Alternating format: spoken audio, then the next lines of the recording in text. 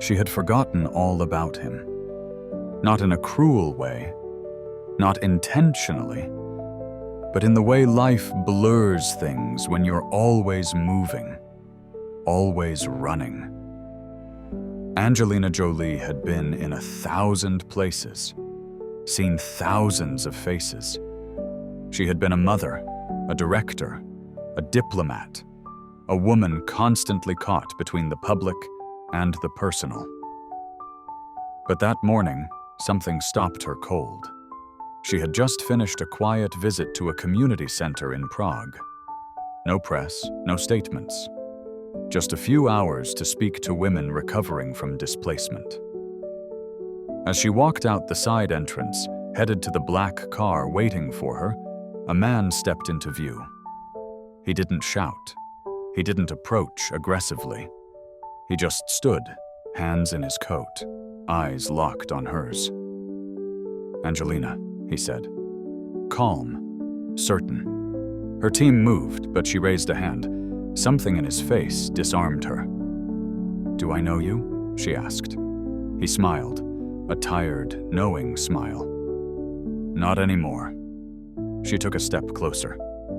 He looked older than her, maybe late 50s. A roughness to his coat, the kind worn by people who've stopped caring what others think. His eyes were sharp, but tired.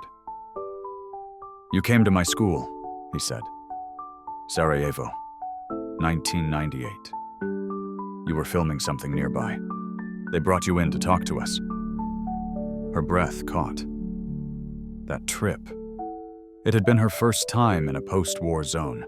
She had been younger, idealistic, still trying to understand what her fame could do. "I remember the school," she said. "There was a boy. He kept drawing during my speech." He nodded. "That was me." And then it clicked. She remembered the sketch. A child had handed her a folded piece of paper as she was leaving. On it, a pencil drawing of a cracked house and a family without faces. And in the corner, tiny, faint letters.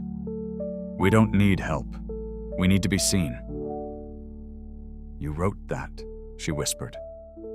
"I never stopped writing," he replied. There was silence between them, but not awkward. Heavy, real. "I followed you," he continued. "Not in a creepy way, but your work, your trips, your speeches. Every time you went somewhere broken, I felt like someone still remembered us." Her throat tightened. "And today?" she asked. "Why now?" He looked past her, at the sky, then down. "Because last month I was diagnosed. Terminal. It's not dramatic. It just is. But before it ends, I needed to see the woman who looked at a scared, silent boy drawing in the corner of a ruined school and made him feel human." She didn't speak. There was nothing to say that wouldn't drown in the weight of it all. He reached into his pocket and pulled out a folded paper. The same drawing. Faded now, torn at the edges, but still there. "I kept it," he said. Angelina reached for it slowly.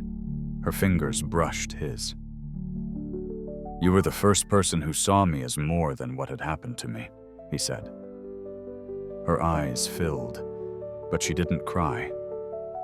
"Not yet." "I'm sorry I forgot," she said. He smiled again. "You didn't forget. You moved forward. So did I." They stood there for another moment. The wind moved. The car engine hummed. The city kept existing. And then, with no fanfare, he turned and walked away. She didn't call after him, didn't ask for his name. Some stories don't need endings.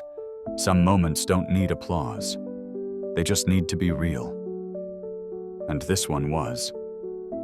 She stood there, a folded drawing in her hand, and for the first time in a long time, Angelina Jolie didn't feel like someone trying to fix the world. She felt like someone who, once, had helped one person hold it together, and somehow, in the quiet of that memory, it was enough.